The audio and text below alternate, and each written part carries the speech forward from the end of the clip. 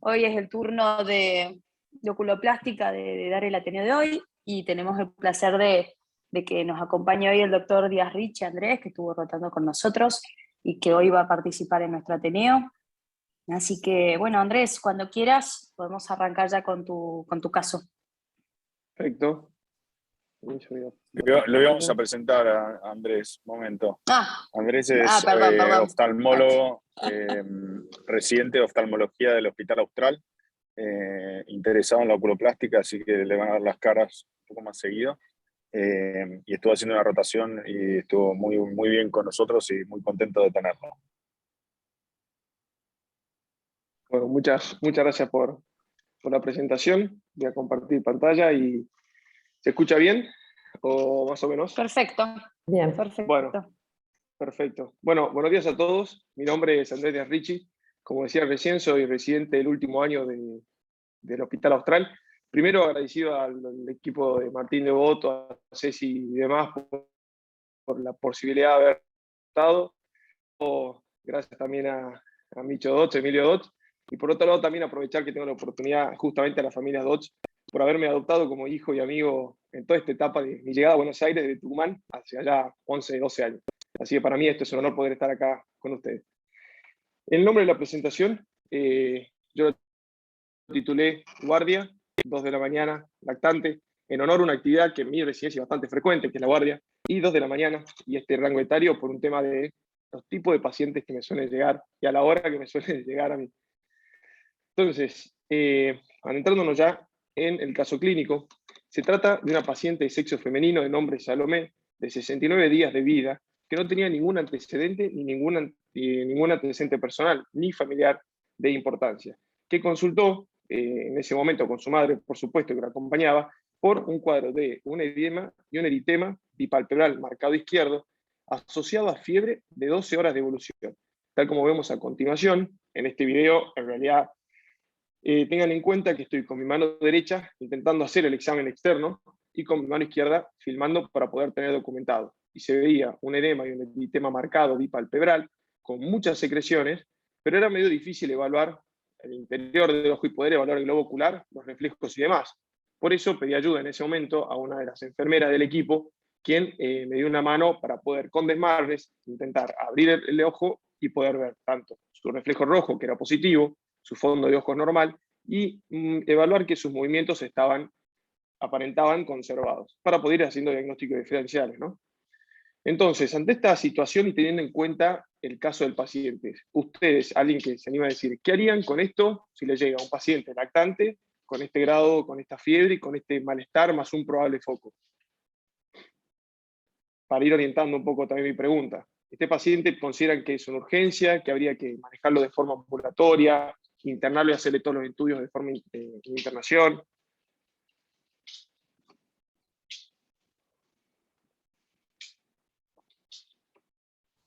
Si no, sigo. Opinen, no sean tímidos.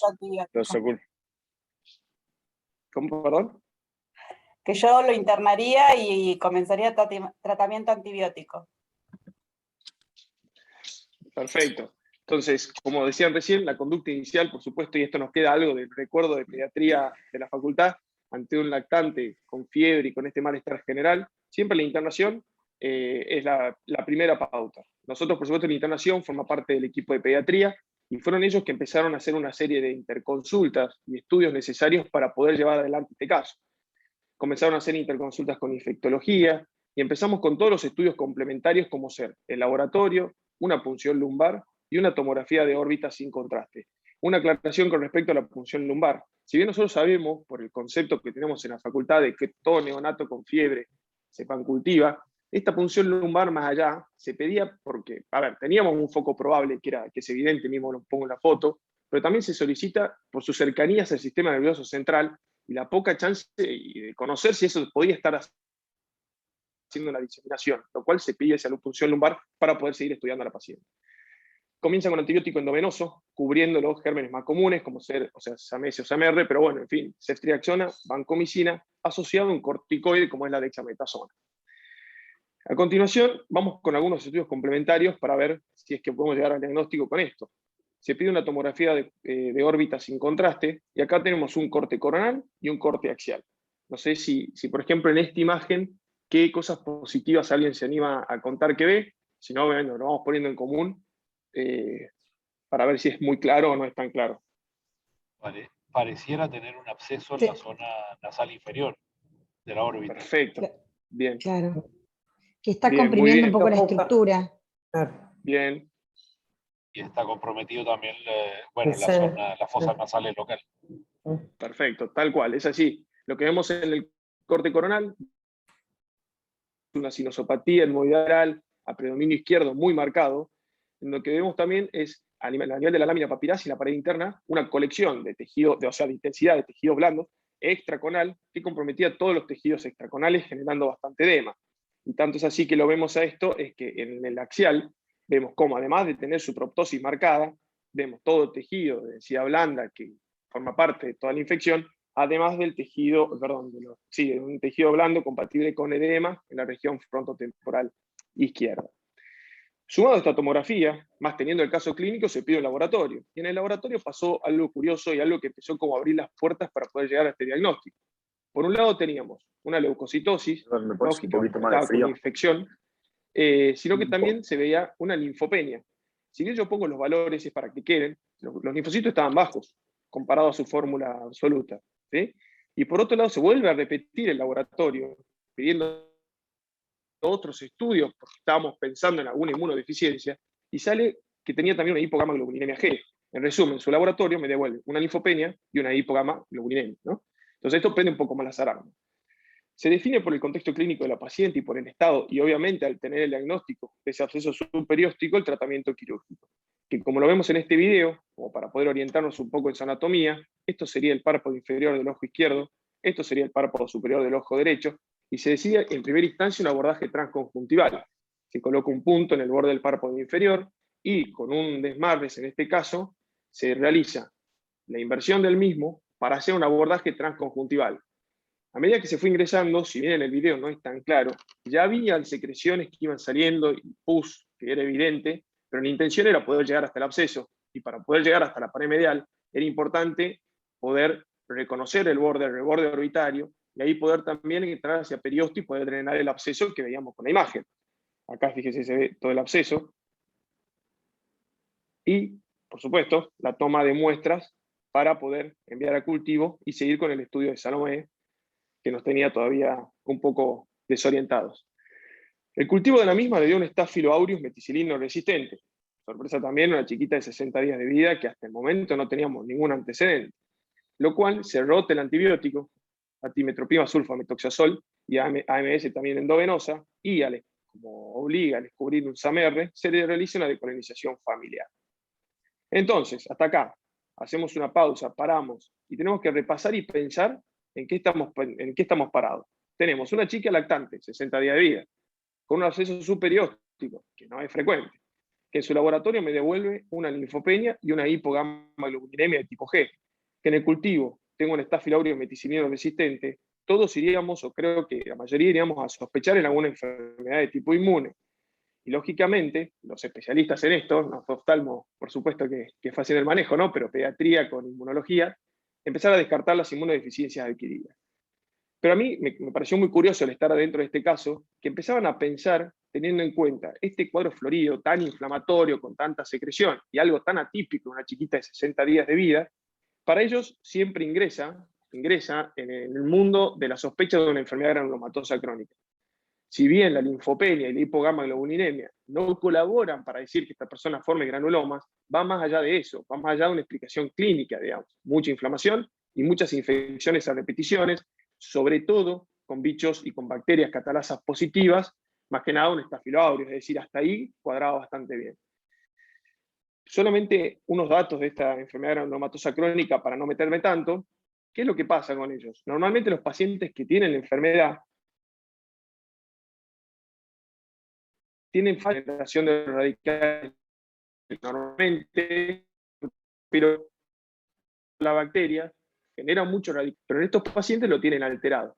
Entonces tenemos formas, y hay un test que se realiza para poder evaluar cuánto responde a eso sin tener que exponerlo a la agente causal, al agente microbiológico, y ese es el test de la dihidrorodamina, que la rodamina lo que hace es estimular al neutrófilo y evalúa cuánto va a responder ese neutrófilo ante ese estímulo.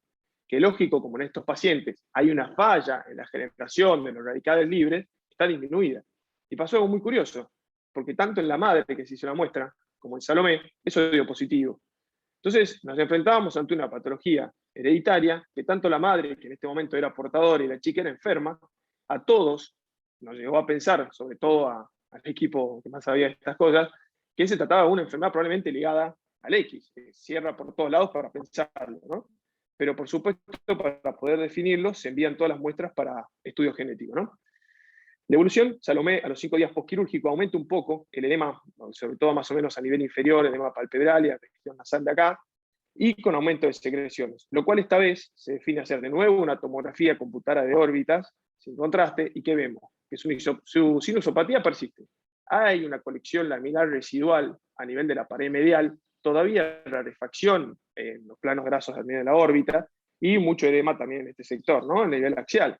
Entonces, teniendo en cuenta que tenía una mala evolución, decidimos de vuelta hacer una cirugía, pero esta vez un abordaje interdisciplinario contando con otorrino. Otorrino permite hacer una entrada por endoscopía, nosotros por vía transconjuntival, que si bien el video, perdón, no es grabado del pendrive de la torre, grabado con un teléfono de afuera porque se perdió, se ve que acá en inferior seguían drenando todos los restos que quedaban de la secreción. Después de 12 días de tratamiento antibiótico endovenoso y completar el esquema correspondiente, ella se va de alta con TMS bioral, con trimetroprima sulfametoxazol. Todo paciente con enfermedad granulomatosa crónica siempre se lleva su antibiótico bioral profiláctico por el riesgo a hacer infecciones muy severas. A las 2 semanas se nos interconsultan porque supuestamente estaba teniendo un cuadro de un exoftalmos marcado. Pero cuando nosotros lo recibimos, en realidad, no sé si ven que si bien es llamativo, en esto no se trata de un exoftalmo realmente, sino de una retracción del párpado inferior. Si está retraído, la chica está mirando hacia superior, lo que vemos es se muestra mucho la esclera y el párpado inferior retraído. Esto no tiene en este momento una conducta quirúrgica, se decide hacer masajes locales con una muy buena evolución. Evolución favorablemente a esto y se va de alta y se mantiene con profilaxis antibióticas con TMS y controles muy seguidos, porque son una bomba de tiempo estos chicos. Lo que me decía la inmunóloga, que Salomé tiene, por ejemplo, un 70% de respuesta al test de la dihidrorodamina. En caso de que ella tuviese una respuesta de 90, obliga a hacer evaluación y estudio para un probable trasplante. Entonces está en una línea muy delgada, en donde la manejo con antibióticos, pero si se complica la cosa, empezar a hacer un trasplante porque puede llegar a ser bastante grave. ¿Qué pasó con los resultados genéticos? Y ahí otra sorpresa. Ninguno de los estudios genéticos fueron correlacionados para una enfermedad granulomatosa ligada al X. Teníamos la madre que era portadora, si se acuerdan, ella con la enfermedad daba para que sí o sí la tengan, pero no, descubrieron que hay una nueva mutación que la tiene ella para enfermedad granulomatosa crónica, pero que no pertenece a su cromosoma sexual. Entonces fue como todo un descubrimiento por todos lados y sigue en estudio como para ver más o menos a qué gen pertenece. Lo pongo ahí, la verdad que es entendible, muchos de los números quieren decir ahí, pero lo están terminando de escribir para poder definir y que quede ya demostrado. Por un lado nosotros, un absceso subperióstico en un lactante de 60 días de vida, frecuente que es, y por otro lado ellos diagnosticando una nueva mutación para una enfermedad granulomatosa crónica. Entonces, haciendo una revisión bibliográfica, sobre todo adentrándonos en la celulitis orbitaria, sobre todo en niños, sobre el absceso subperióstico en niños, vimos que son sumamente infrecuentes, que hay muy pocos casos reportados hasta la fecha, son aproximadamente 30 los que son reportados hasta la fecha, y la mayoría de ellos son a punto de partida de una sinusitis hemoidal, como en el caso de Salomé, de una conjuntivitis, de un absceso dental o de una dacrocistitis, pero también descubrimos que el Staphylo aureus era el agente causal más frecuente, pero esto no es nuevo, sino que ya se había descubierto hace ya bastantes años y empezó a figurar en nuestras cabezas cada vez que existen estos casos, tenerlo presente, porque es a él al que tenemos que sospechar y a él al que tenemos que hacer el tratamiento empírico al comenzar a tratar. Sabiendo que el tratamiento quirúrgico es elección, yo a una niña que está séptica con este absceso, no puedo esperar que sea un drenaje espontáneo por el cuadro clínico y porque no va a pasar, sobre todo por el grado de inflamación que tenía. Este es un review que en 2017 muestra, y esto a modo de ejemplificar, es lo que veníamos diciendo recién, varios casos, 10 casos de pacientes con accesos subperiósticos, pero lo que le quería remarcar era la importancia de entender al Staphylo aureus meticilino resistente como agente causal, y por otro lado su foco de una hemorroiditis como foco principal. ¿Sí? ¿Cuáles son las conclusiones para mí más importantes o qué me llevé yo con este caso? Desde el lado médico, que las celulitis orbitarias en neonatos y lactantes son sumamente infrecuentes, que el SAMR es el agente causal más frecuente, lo cual pensarlo siempre a la hora de decidir tomar una decisión de antibiótico-terapia, y que justamente la hemorroiditis era el origen común para estos abscesos. Y desde el lado más personal o humano, digamos, todo este abordaje multidisciplinario e interdisciplinario que pudimos hacer, que bueno, es una ventaja de poder trabajar en un hospital polivalente, no solo sirvió para poder tener estas cosas nuevas y poder estudiarlas, demostrarlas y poder publicarlas, sino que también mejora muchísimo, no solo el manejo y el tratamiento de la enfermedad actual del paciente, sino su evolución y su calidad de vida. Así que bueno, muchísimas gracias por su tiempo, dejo algo de la bibliografía acá, cualquier pregunta, duda que tengan, lo charlamos. Espero que haya sido interesante. Súper. Muy buena, Andrés. Muy buena. Muchas Muchas Súper gracias, Andrés. interesante. Muy interesante el Gracias. caso.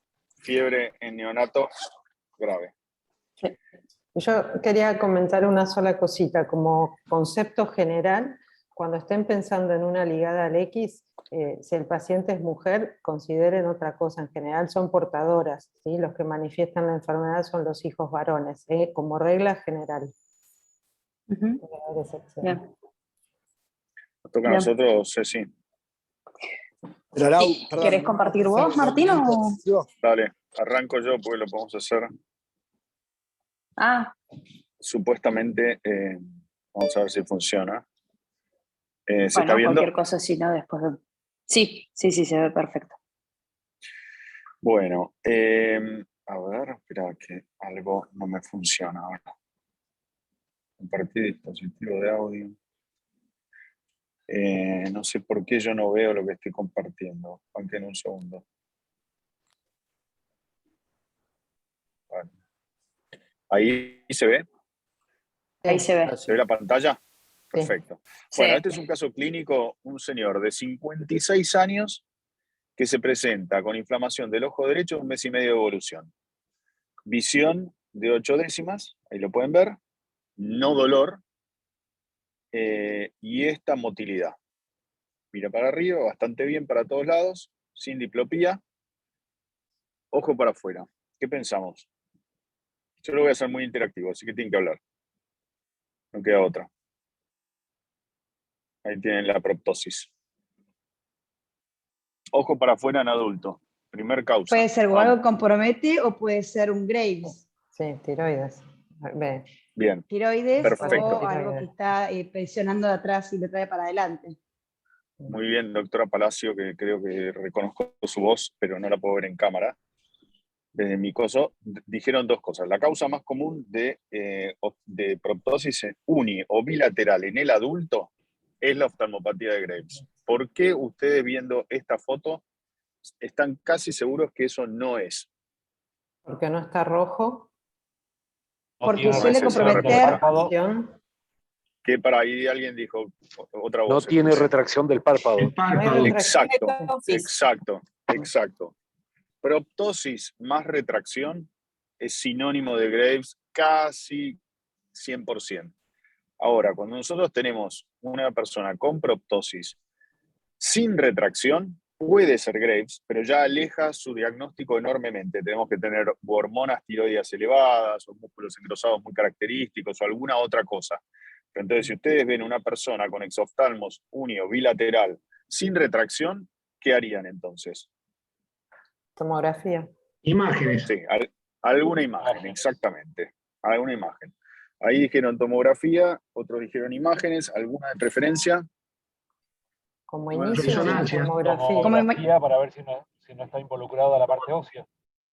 Claro, como nosotros tenemos, en realidad tomografía es nuestro primer estudio en general, aunque, digamos, podría ser discutible digamos, de acuerdo con la cantidad de estudios que se hayan pedido a lo largo de la vida de estos pacientes. Si una persona está multiirradiada, probablemente podemos pedir una resonancia, pero la realidad es que en la órbita nosotros podemos ver, gracias a la presencia de la grasa, que actúa como una especie de contraste natural, podemos ver las estructuras fantásticamente sin contraste y diagnosticar un montón de cosas en forma muy fácil.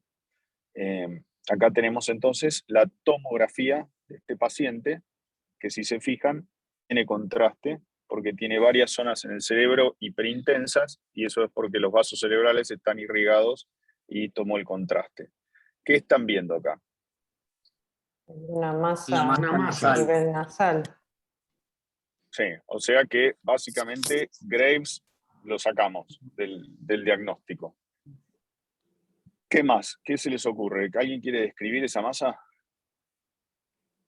Es una masa bien circunscripta, bastante homogénea Sí, y que respeta estructuras. exacto. Está por fuera del... A ver si logro De que esto se hiperintensa, vea. ¿no? Sí. Capta Acá, bien el contraste. por acá pasaría el Extraconal es efecto- eso. Claro, es extraconal, medial, bien San Juan ahí. Y es homogénea, como dicen. Otras cosas que miramos muchas veces es si tienen o no tienen calcificaciones, que en este caso no parece tenerla. Y otra cosa que es relativamente interesante es que, si se fijan, el globo ocular está redondito, no lo está abollando. ¿Qué significa eso? ¿Que es blanda? Sí, en general montones de crecimientos que eso nos importa bastante en la región de la glándula lagrimal, porque hay algunos tumores benignos que crecen y que son muy característicos cuando abollan el ojo. En cambio, cuando son masas que crecen alrededor del ojo, uno ya se va inclinando hacia otra cosa. Este paciente tenía un pequeño antecedente personal que, a propósito, no se lo dijimos para hacerlo más divertido: un linfoma no Hodgkin en 2015 con un trasplante de médula ósea y quimioterapia 6 sesiones. Eso ya lo sabíamos, con lo cual para nosotros era más fácil. Pero nosotros Entonces, te lo tendríamos que haber preguntado. algún antecedente personal. Sí, a eso iba ahora justo. Sí. Cuando nosotros sospechamos una persona que tiene un tumor orbitario, porque vimos que tenía, o algo, una masa, porque nosotros vimos que ese ojo estaba para afuera y que no tenía retracción, siempre les digo a los que vienen a rotar residentes, todo el mundo, pregunten al paciente directamente si alguna vez fue tratado por cáncer o algún tipo de tumor que haya requerido tratamiento. Pero usen la palabra cáncer, porque nos pasa todo el tiempo que pacientes como este se consideran, entre comillas, curados, y si uno le dice, ¿tuvo alguna otra enfermedad? No, la verdad que no. ¿O tiene alguna otra enfermedad? No, estoy sano, pero ya se curó de esto. Entonces hay que meter siempre la pregunta, ¿usted alguna vez estuvo tratado por algún tumor o cáncer? Y listo. Si no lo hizo, bueno, fenómeno, pero si no, es mucho más fácil ir a hacer el diagnóstico. ¿Qué hacemos con él? Si ya tenés antecedentes, pero si uno una biopsia. Una biopsia, Supongo, claro. supongo que los oncólogos te van a pedir la biopsia igual, aunque tenga antecedentes. O que el Sí. oncólogo le haga un screening, ¿no? Porque Bueno, ahí está, ahí dijeron todas las dos cosas, los dos enfoques posibles. En estos casos se puede o hacer un screening general, a ver si hay alguna lesión de acceso más directo que pueda interpretarse. Digamos, esto básicamente depende de dónde está ubicado este tumor. Para nosotros, este acceso, si se fijan acá, les voy a hacer una flechita, es así de directo. Entrar y tomar una biopsia, o sea, riesgo cercano a cero que no existe en medicina, muy fácil obtener la muestra de esto. Entonces podemos o hacer un screening sistémico y ver si tiene algún otro lugar que nosotros querramos punzar o biopsiar, o directamente ir a biopsiar esta lesión, porque como pasaron un montón de años, probablemente esta presunta recidiva de su linfoma tenga características distintas del linfoma original y pueda llegar a necesitar un tratamiento diferente que el que tuvo, pues pasaron un montón de años. Entonces, básicamente, tenemos este paciente con proptosis subaguda, unilateral, y el antecedente le hacemos, tal como dijeron, la biopsia. Acá teníamos un video que no cargó muy bien, pero fíjense que esto se está filmando con un teléfono, con el camarógrafo Andrés, que estaba ese día, y hay 2 retractores y ya estamos sacando la masa que habrá tardado 20 minutos en salir, casi completa. En este caso, como sospechábamos, un linfoma, el objetivo no es sacar un poquitito de esa masa, sino tratar de sacarla toda en lo posible, sin márgenes, o sea, pues ya sabemos que es una lesión que va a necesitar otros tratamientos, pero cuanto más debulking o cuanto más masa tumoral nosotros sacamos, menos va a tener que actuar la quimio o los rayos o lo que sea que le van a hacer después. ¿Estamos hasta acá? O sea que se trata de sacar todo lo posible sin arruinar nada. Ese sería sin lesionar músculos, sin hacer nada. El informe histopatológico nos confirmó efectivamente que se trataba de una lesión linfoproliferativa y se deciden hacer una serie de inmunomarcaciones que después lo necesitan los oncohematólogos para decidir cuál es el mejor tratamiento. Y acá un artículo que muestra que en realidad la presentación clínica de los linfomas es un poco diferente cuando son primarios versus si son recidivas o secundarios. En un linfoma primario de la órbita, en general nosotros decimos que la mayoría va a ser de bajo grado y va a tener buena respuesta al tratamiento, y hay una típica frase que uno le puede decir a los pacientes, es que cuando están devastados por tener un linfoma primario de la órbita, a veces le decimos, mire, la mayoría de la gente no se muere de esto. Quiere decir que va a tener una enfermedad tratable, de buena evolución en general, y que puede llevar mucha sobrevida con un linfoma orbitario, y de hecho la mayoría de la gente no se muere de un linfoma primario de la órbita. Ahora, cuando el linfoma es secundario, es de peor pronóstico, es el caso de este paciente, cosa que no le dijimos. Estamos esperando todos los estudios y el tratamiento sistémico que le vayan a dar. Pero todos estos linfomas, la enorme mayoría, son de células B. Así que esta es nuestra primera parte, y ahora puede comandar Ceci, que no sé cómo se hace eso. ¿Vos pasaste la última actualización de este sistema operativo, Chechu? Quizás sea más fácil que vos le pases las fotos. Sí. No, si no yo salgo, dejo de compartir pantalla y arranca ella. Espera. ¿Dónde estaba acá? Detener. Ahí está. Ahí creo que detuve, ¿no? Sí, ya no vemos tu presentación. Bien. Ceci, ¿estás ahí? Que...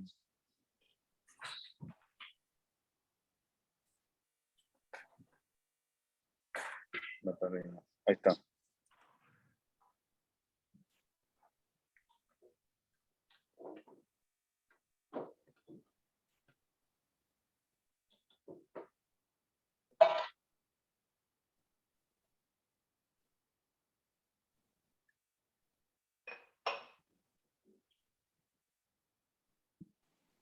Estaba muteada, así no me iban a escuchar nunca. Bueno. Entonces, Esa es yo una lo que les vengo a situación presentar son 3 milagrosa. casos clínicos. Les vengo a presentar 3 casos clínicos rápidos de tosis, para charlar un poco de las características en comunes que tienen estas 3 pacientes y la importancia de diagnósticos diferenciales con otro tipo de tosis y manejo, ¿sí? Bueno, esta es una paciente, mujer de 69 años, que llega a la consulta por una evidente tosis bilateral, que ella refiere un inicio en la adultez, y como antecedente refiere que su padre y su hermano presentaban el mismo problema. Además, se asociaba con una baja tonicidad, una disminución de su fuerza generalizada, y la paciente no refería ni disfagia ni diplopia. Ya vamos a ver por qué este dato. En el examen físico, básicamente, cuando hablamos de tosis, recuerden que es importante tener en cuenta ciertas características. Primero, el DMR, que, ¿no es cierto?, es la distancia margen reflejo, que es el reflejo, la distancia que hay entre el reflejo pupilar, el reflejo corneal y el borde libre del párpado. En este caso, en la paciente directamente no se veía, y de hecho podemos como decir que básicamente era negativo ese reflejo. Tenía cejas altas buscando compensar esta caída de sus párpados, y un reflejo de Bell que era positivo. Y dentro, otra cosa importante a tener en cuenta es la función del elevador. A simple vista ustedes pueden ver de que en esta paciente no presenta pliegue palpebral y eso rápidamente les tiene que orientar a que esta paciente tiene una mala función de su músculo, porque habla de que ya el músculo está intrínsecamente alterado. Tenía una función aproximadamente de 7 milímetros, ¿sí? Entonces, para concluir, tenía una tosis bilateral con un DMR negativo, con mala función del elevador, con un buen Bell y buena función del músculo frontal, que es accesorio a la elevación del párpado. Entonces, en este caso, con todas estas características, lo que se decide en esta paciente es hacer una técnica de cirugía suspensoria. Acá básicamente les muestro, para los que no recuerdan en qué consiste esta técnica de cirugía suspensoria, es tomar provecho de un reflejo que todos tenemos, que es de levantar las cejas cuando tenemos un párpado caído, la cosa que así simplemente es poco fructífera este mecanismo, ya que todo el tejido que se encuentra entre la ceja y el párpado se extiende, entonces la fuerza que hace la ceja no se transmite proporcionalmente a la elevación del párpado. Entonces lo único que hacemos nosotros es unir estas dos estructuras para así cuando el paciente eleva la ceja, ese párpado se pueda elevar en mayor cuantía, permitiendo la liberación del eje visual, ¿sí? Después, lo que les voy a mostrar, bueno, lo que pueden ver acá es la primera semana postoperatoria, ya pueden ir viendo cómo se va despejando el eje visual, y en el mes postoperatorio, cómo ha resultado, y acá es cuando la paciente hacemos que eleve más las cejas, cómo puede abrir bien, cómo aumenta la apertura palpebral y se libera el eje visual. Entonces acá pueden ver un pre y un post, ¿sí?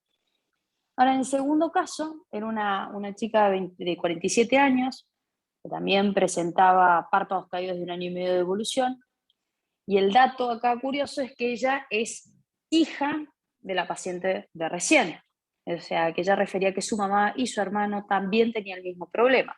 Obviamente que acá lo que podemos ver es que ella tiene una tosis mucho más moderada, con un DMR de 1 aproximadamente.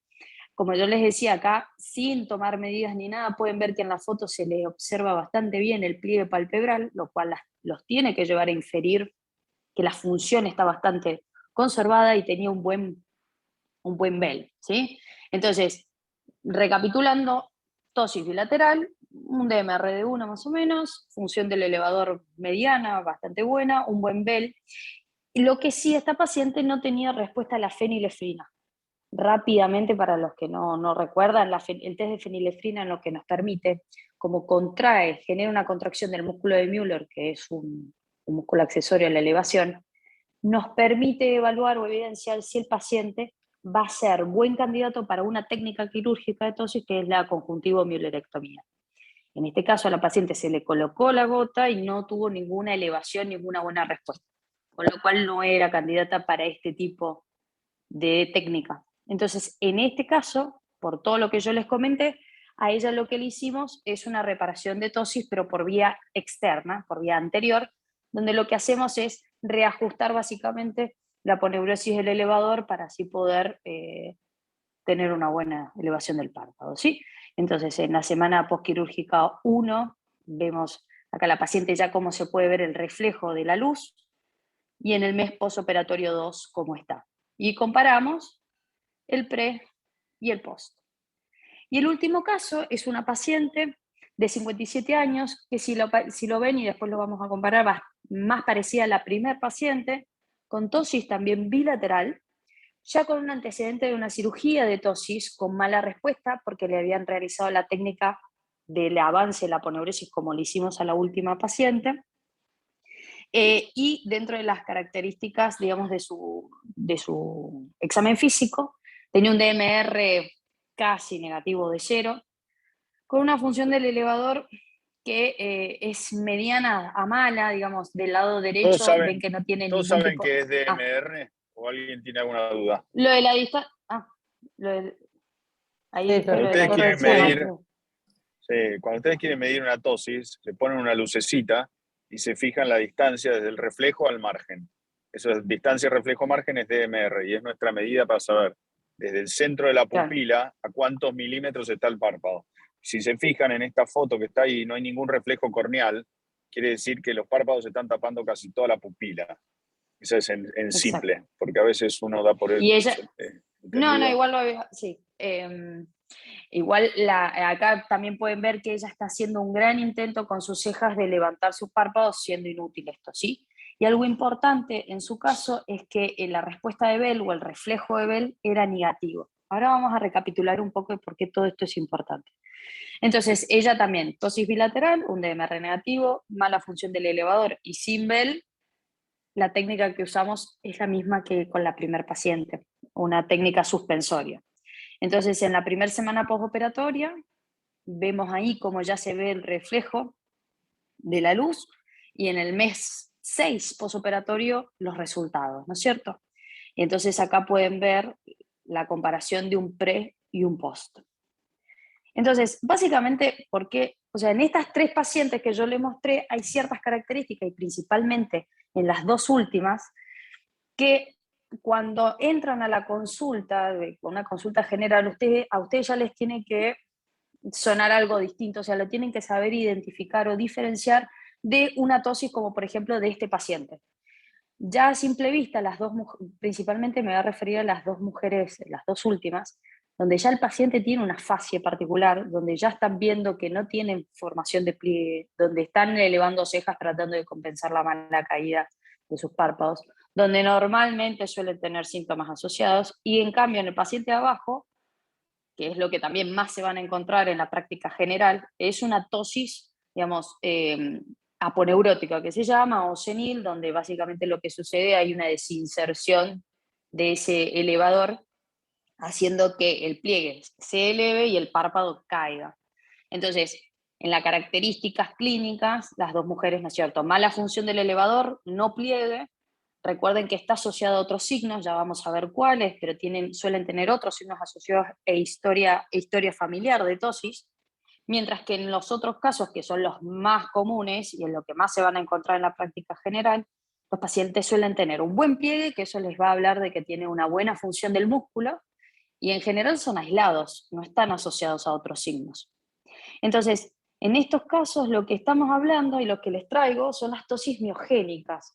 No me voy a adentrar en las características para no hacerlo aburrido, pero básicamente son tosis que se producen por una alteración intrínseca del músculo elevador. Las 2 primeras, uno infiere, no tenemos diagnóstico por biopsia, pero por diferentes características, que se trata de una oftalmoplegia progresiva externa crónica, y en el último caso una distrofia muscular oculofaringia. Estos 2 cuadros son los 2 cuadros más frecuentes dentro de las tosis miogénicas. La última paciente de la distrofia muscular ya tenía una biopsia, no se los conté porque también no hubiese sido divertido, ya tenía una biopsia que le avalaba este diagnóstico, una biopsia muscular, tenía trastornos de deglución, y en cambio las otras pacientes con la oftalmoplegia progresiva lo que tenían era una alteración, principalmente la madre, porque la chica todavía no tenía ningún síntoma, alteración en la motilidad ocular. Entonces acá lo pueden ver en esta paciente, cuando la hacemos mirar en los diferentes sentidos, ven cómo tiene una alteración de la motilidad. ¿Por qué esto es importante? Porque esto los tiene que alertar a la hora de, digamos, de planear una conducta. Son pacientes en general que tienen, al tener una mala motilidad, suelen tener una mala respuesta de signo de Bell o reflejo de Bell, que eso hace que sean pacientes mucho más proclives a tener problemas de superficie después de la cirugía. ¿Y por qué es importante esto? Porque nosotros normalmente en las tosis, en línea general, lo que uno busca es levantar, ¿no es cierto?, la altura del párpado para primero que el paciente libere el eje pupilar, y muchas veces también, que es lo que estamos más acostumbrados también nosotros, a dar una mirada mucho más abierta, mucho más fresca, porque el paciente tiene el problema de que no le gusta cómo se ve, porque tiene todo el tiempo cara de cansados. Entonces uno tiende a querer subir más esos párpados, pero hay que tener cuidado porque en estos pacientes no podemos elevar mucho, ya que después nos ganamos un problema crónico y muy severo que es de todo superficie, ¿sí? Entonces son pacientes que tienen Bell negativo con mayor riesgo de exposición, con mala función del elevador, y como les digo, tienen otros signos como oftalmoplegia, debilidad muscular, disfagia. Por eso que es algo, cuando uno lo empieza a sospechar, tiene que preguntarlo, ¿sí? Y lo que pueden ver también en esto, yo les mostraba estas fotos, porque estas pacientes son fotos de posoperatorias, y acá lo que pueden ver es que cuando le hacemos cerrar los ojos, tiene una oclusión total, no presentan lagoftalmos, ¿sí? En este caso particular de esta paciente, ella estaba como muy angustiada por su patología, porque se veía, no le gustaba como el reflejo que ella daba, digamos, de cara de cansada todo el tiempo, y cuando la vimos previo a la cirugía le explicamos cuáles eran las limitaciones en cuanto a los resultados estéticos, en este caso de la paciente, y entendiendo de que ella no tiene una simple tosis, sino que tiene una enfermedad ya sistémica, de que esto normalmente va empeorando con respecto a la motilidad ocular y demás, y que no podemos, ella va a estar siempre, va a necesitar elevar sus cejas para poder abrir bien su mirada, porque ella decía, cuando yo tengo la cara relajada, tengo los párpados caídos. Y sí, lo que también tienen que acordarse es que en la técnica suspensoria no acortamos, que eso es importante, no cortamos la altura del párpado. Lo único que hacemos es sacar el máximo provecho al reflejo que tenemos de levantar la ceja, y que ese párpado, solo cuando levantan la ceja, va a levantar su altura. Y va a levantar su altura de una manera bastante conservadora, ¿sí?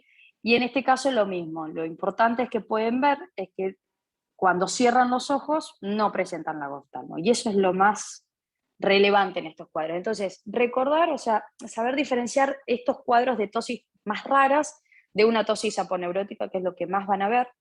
Recordar que son pacientes con mucho riesgo de problemas de superficie, hacerles entender a los pacientes que en general la cirugía que vamos a utilizar son las suspensorias, porque suelen acompañarse de una mala función del elevador, y comprender y hacerles entender a los pacientes que tienen expectativas estéticas frente a este tipo de patologías, comprender las limitaciones de los resultados, porque acá lo que prevalece es la seguridad y la salud de su globo ocular. Bueno, lo di rapidito. Sí, te hago una pregunta. Bien. Por ahí una pavada, pero no lo sé. ¿Cómo distinguir, por ejemplo, la oftalmoplejía externa progresiva con una miastenia gravis ocular?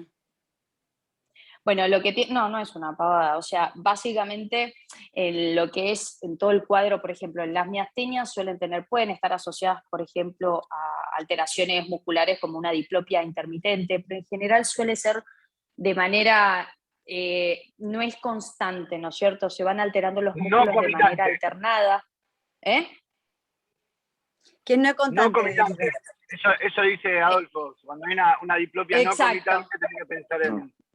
Exacto, sí, y aparte es alternante y no es permanente. Fatigabilidad. ¿Sí? Tenemos un test que hacemos en el fatigabilidad consultorio, que es hacer perfecto. mirar al paciente para arriba durante 1 minuto. Si ustedes empiezan a mirar para arriba fuerte, fuerte, fuerte, se les empieza a doler acá arriba. Los pacientes se fatigan enseguida. Y son tosis extremadamente variables. Si uno le pregunta a un paciente con miastenia si algunos momentos del día está perfecto y otros totalmente cerrado, y probablemente les diga que sí, que tiene momentos perfectos y momentos en que se le cierra del todo. Esa variabilidad y la fatigabilidad son las dos cosas de la miastenia.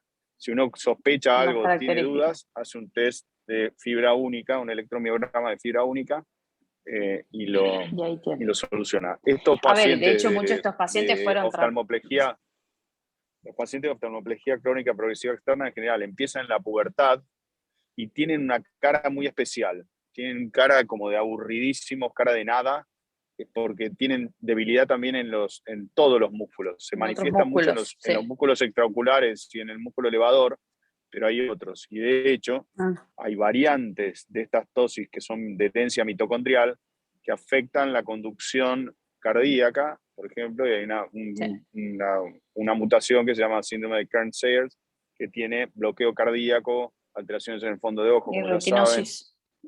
Hay otras más. Pigmentaria también.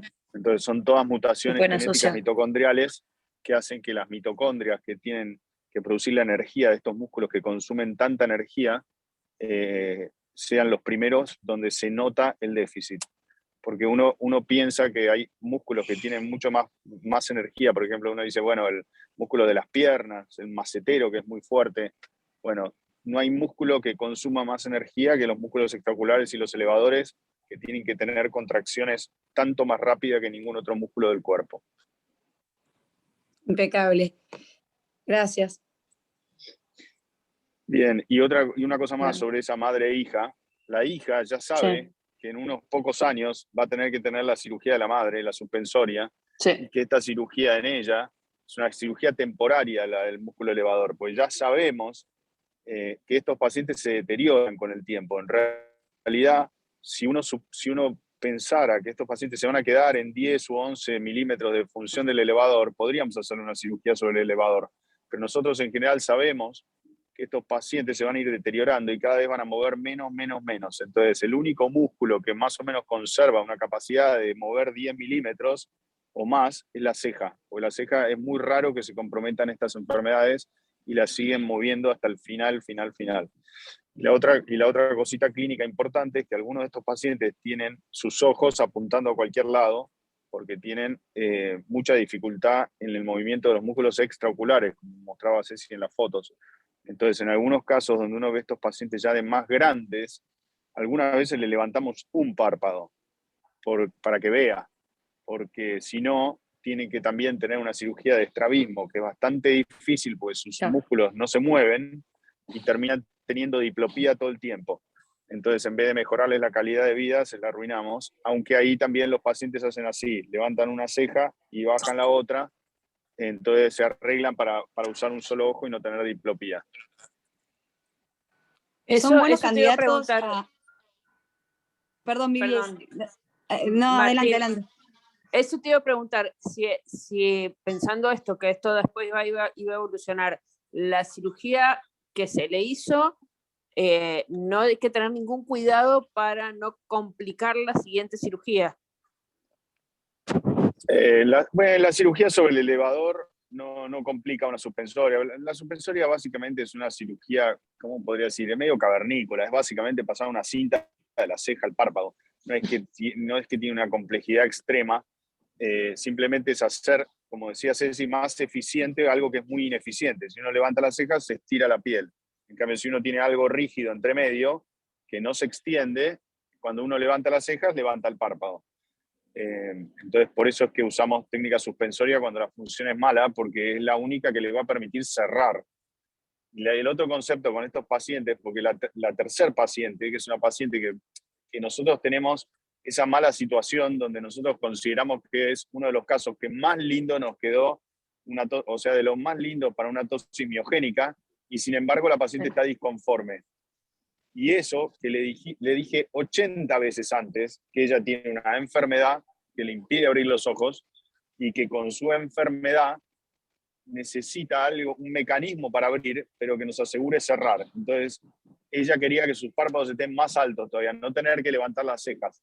Entonces, parte de la explicación es eso es imposible, porque tus músculos no están funcionando. Entonces, igual eso es un tema más de la paciente o de nuestra comunicación con la paciente, pero el concepto es, hay que ponerlos a mitad de altura y hacer que sigan levantando las cejas como antes para permitirles cerrar, porque si uno los pone más altos, el problema de la oftalmos es tremendo, de queratitis y de superficie es tremendo con estos pacientes. Sí, de hecho ella con la primera cirugía del avance después refería problemas de superficie, esta que después le hicimos la suspensoria. Pero bueno, a veces no. Y esa segunda paciente además tiene disfagia, ¿no? O sea, porque además tiene todas sus enfermedades. Tenía trastorno ya, sí, exacto. Eso sigue progresando, ¿no? Y acuérdense también que la debilidad, aunque ustedes lo vean cerrando fuerte ahí, tienen debilidad orbicular. O sea, tienen debilidad como en todos los músculos. En algunos es clínicamente más evidente y en otros clínicamente menos. Pero ya sabemos que tiene un orbicular deficiente. Por eso es que hay que ser súper conservadores en la altura. Cuidadosos. Para que vean, pero para que no tengan el problema de sequedad. Y una cosa más que quería preguntar al futuro, quizá medio ciencia ficción, porque como es una enfermedad mitocondrial, ¿terapia génica existe para esto? No sé si está Lau Echandi. Lau Echandi está ahí. Estoy, pero las que se están estudiando, que conocemos, son para las formas severas que tienen retinosis pigmentaria. Una vez que se desarrollan las técnicas, lo que pasa es que cuando la enfermedad es sistémica ahí es más complejo el abordaje, ¿no? Pensando en una terapia génica. Sí.